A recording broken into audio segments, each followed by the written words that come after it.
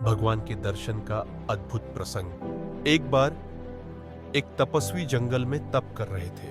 नारद जी उधर से निकले तो उन्होंने साष्टांग प्रणाम किया और पूछा, मुनिवर कहाँ जा रहे हैं? नारद जी ने कहा, विष्णुलोक को भगवान के दर्शन करने जा रहे हैं। तपस्वी ने कहा, एक प्रश्न मेरा भी पूछते आइए कि मुझे उनके दर्शन कब तक होंगे? नारद जी विष्णुलोक पहुंचे तो उन्हें उस तपस्वी का भी प्रश्न पूछा।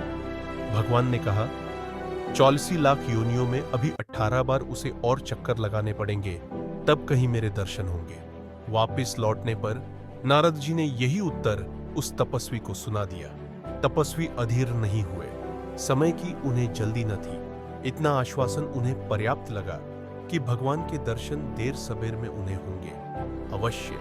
इससे उन्हें बड़ी प्रसन्नता हुई और दूने उत्साह के साथ अपनी तपस्या में लग गए।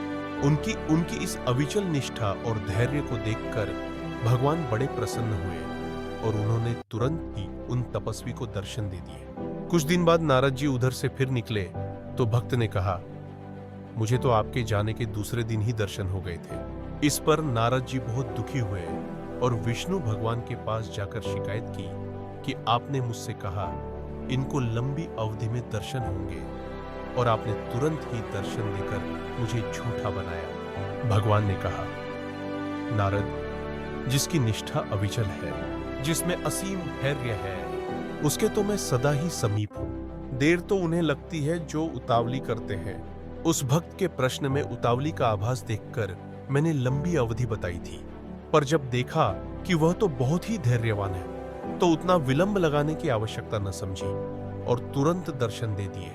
जय श्री राधे कृष्णा।